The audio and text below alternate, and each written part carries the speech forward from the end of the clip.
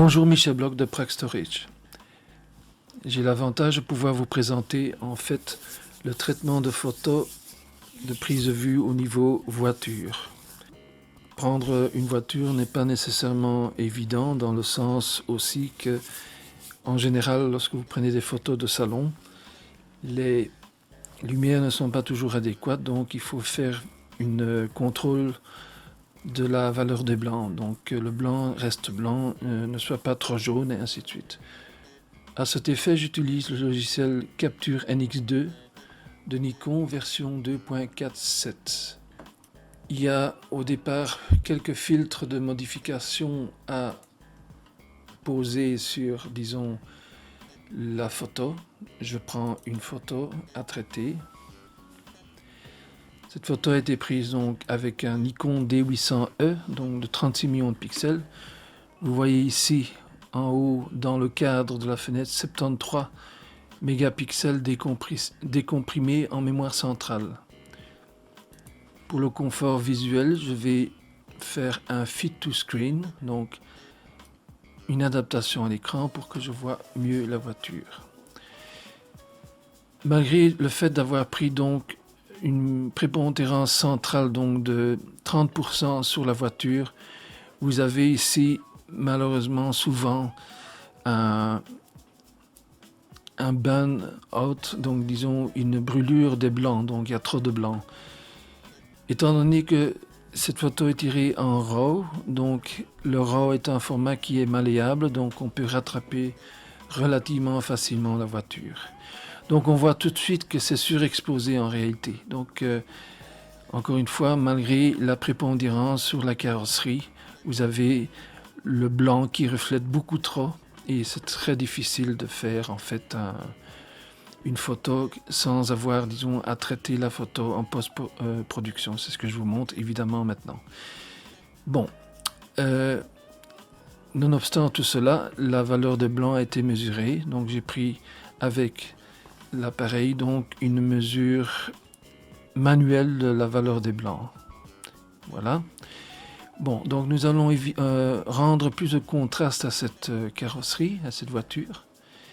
Et je commence ici sur filtre en anglais, donc filtre, photo effect. Et ici, dans ce cadre ici, je clique sur auto. Vous voyez que la photo, c'est déjà, on a donc fait une augmentation, une amélioration des tons noirs, sombres plutôt, dark.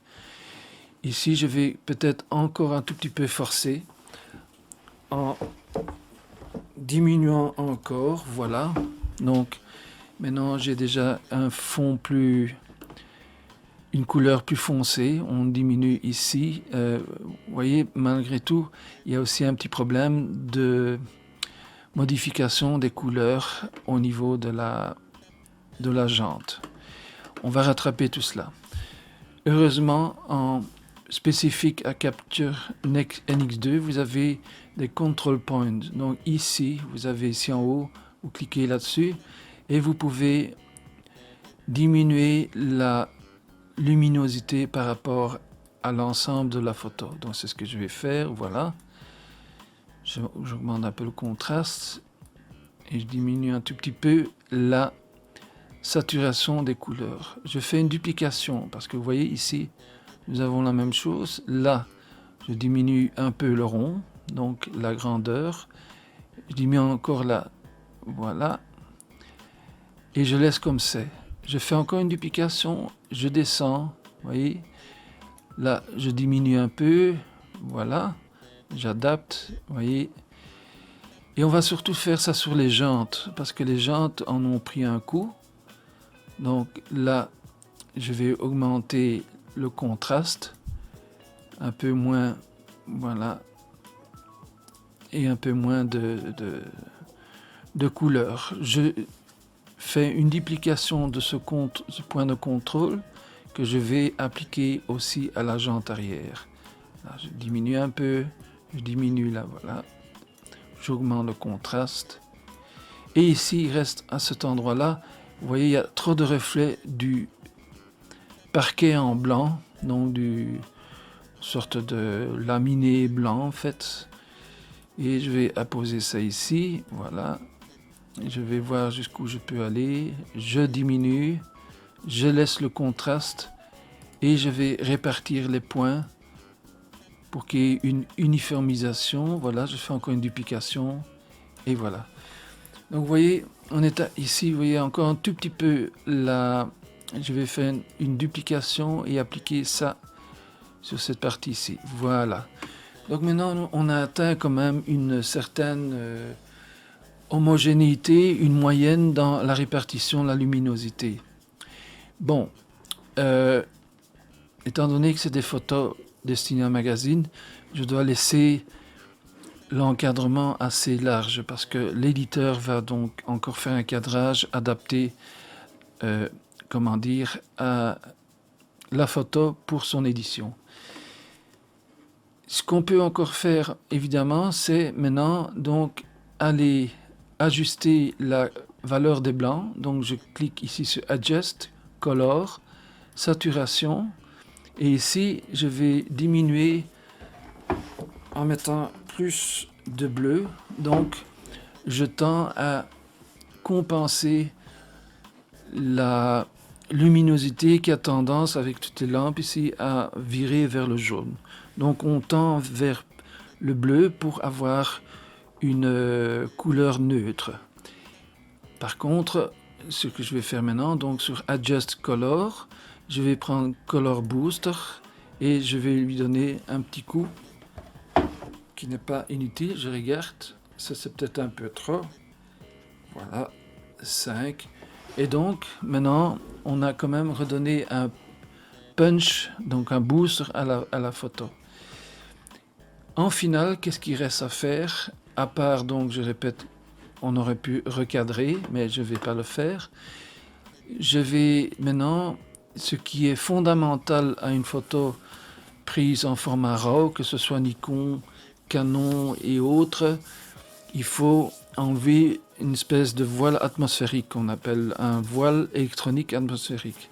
Et pour ce faire, on clique sur Focus, Unsharp Mask, ça veut dire enlever le masque qui ne rend pas la photo nette. Donc c'est une sorte de bouille électronique. Je vais aller jusqu'à 60. Bon, le plus facile est, disons, je tape immédiatement le chiffre et j'augmente, j'enlève en fait cet élément donc, qui nuit à la netteté. Attention, il y a des partisans, bon, chacun son style, sa griffe, de mettre toujours 100%. Lorsque vous prenez des photos de voiture, il faut faire attention parce que, de ne pas prendre trop net, parce que vous voyez, sinon vous risquez d'avoir ici un phénomène de dents de scie dans des lignes en diagonale. Vous aurez un moiré prononcé lors des grilles devant les calandres parce que c'est trop net. Et donc, l'utilisateur final au niveau d'Internet aura un scintillement, donc une pixelisation à outrance. Voilà, donc ici, je suis arrivé à une qualité de netteté, une bonne répartition de la luminosité, des couleurs qui sont respectées et une valeur de blanc qui est aussi respectée. Malheureusement, mais ça c'est encore propre, c'est très difficile à contrôler, vous avez un parquet qui est malheureusement trop blanc.